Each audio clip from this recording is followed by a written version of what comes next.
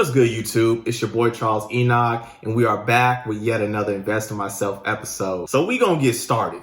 Roll the intro.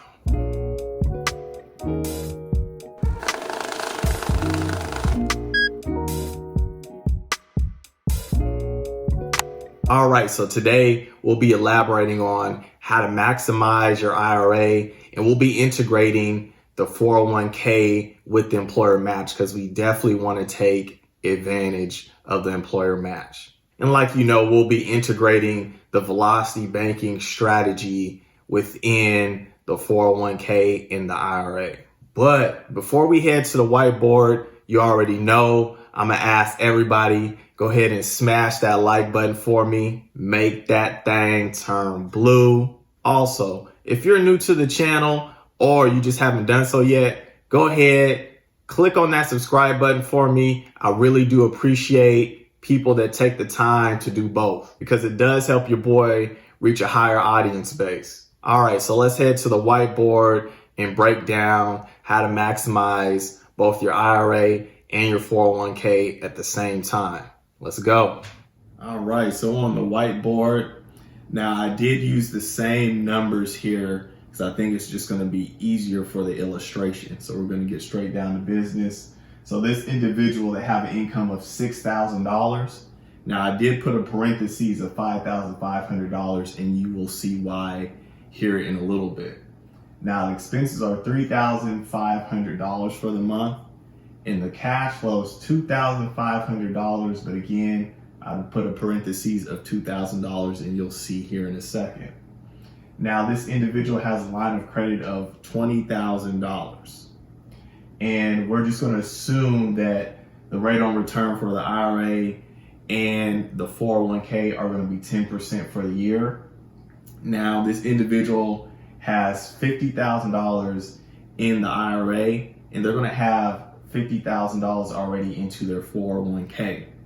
Now the reason why the income and the cash flow is $500 less is because they're going to be taking advantage of the employer match. So they're going to be putting $500 of their income into their 401k and the employer is going to match that $500. So they'll be having $1,000 into their 401k every single month. All right, so we're going to pretend that it's January 1st of 2021. Now what this individual is going to do, they're going to pull from their line of credit and they're going to pull out $6,000. They're going to put it straight into their IRA. Now the reason why they're doing that is because the IRA for the year of 2021, you can maximize it by putting $6,000 on there. Now if we put $6,000 on there in the beginning, you're getting 10% of $56,000 instead of incrementally, let's say putting $500 in every single month until it reaches $56,000, you wouldn't get as much as if you put $56,000 in there to begin with. So with the velocity banking, we're going to be borrowing from the bank and we're going to be putting it into our IRA to get that accruing in that compound interest. Now, since we did this, our line of credit is going to have a $6,000 balance on there.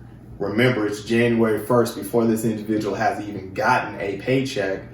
So what they're going to be doing is they're going to use their income, and their income is going to be $5,500 because remember that 500 of it is going to be going into the 401k.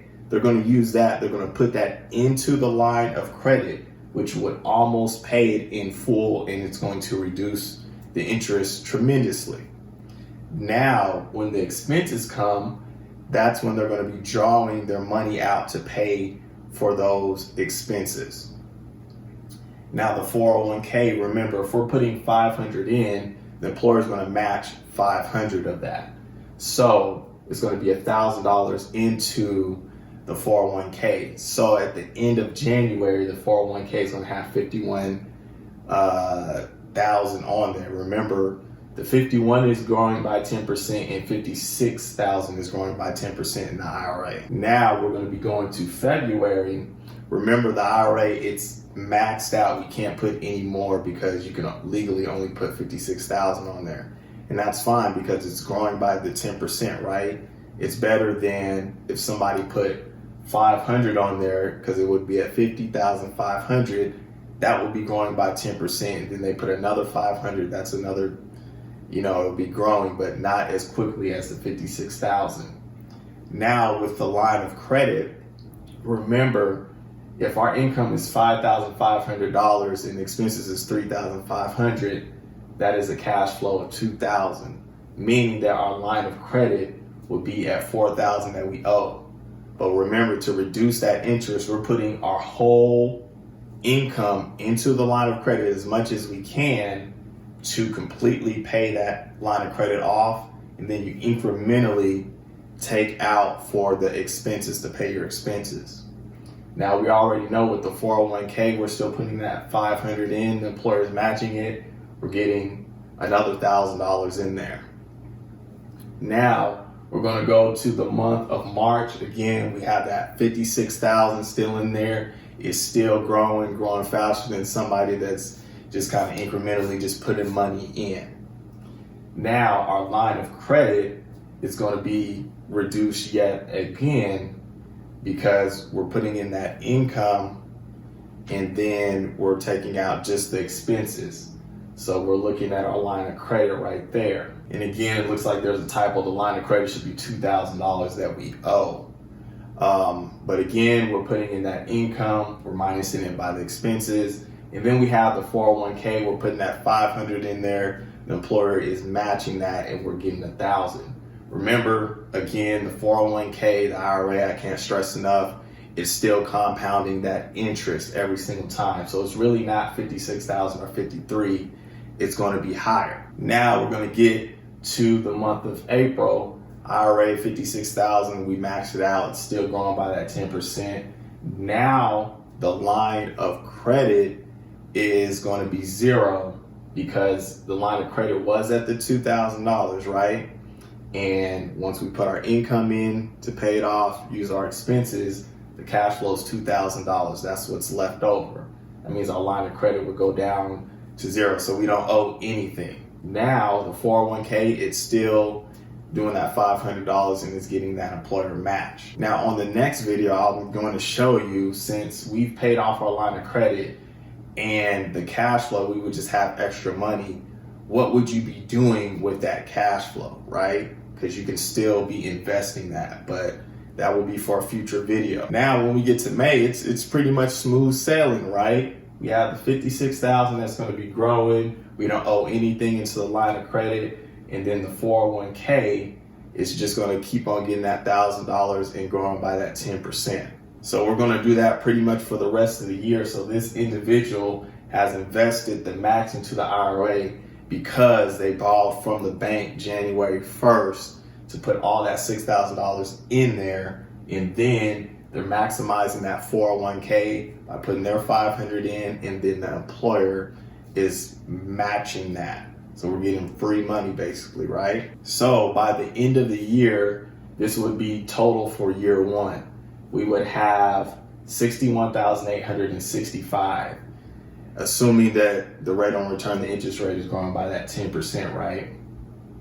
And for the 401k, at the end of the year, we have $67,907. Now, again, with the compound interest, if we keep doing this year by year, it is going to grow astronomically, and it's going to be growing way faster if you do at the beginning of the year borrow from the bank to maximize whatever the IRA amount is January 1st rather than incrementally putting that down. So we have a duo of a nest egg of the 401k and IRA that's getting pretty much maxed out. Again, in my next video, I'm going to show you another account that you're going to be putting that spare cash flow in, so you'll have the trifecta of that golden nest egg. So again, nothing too much in regards to how to be maximizing your IRA, and we elaborated on that, and we even put in the 401k, so you'll be maximizing that with the employer match, which pretty much a lot of people already know. So if this video was helpful, do me a favor, if you haven't done so yet, go ahead, smash that like button.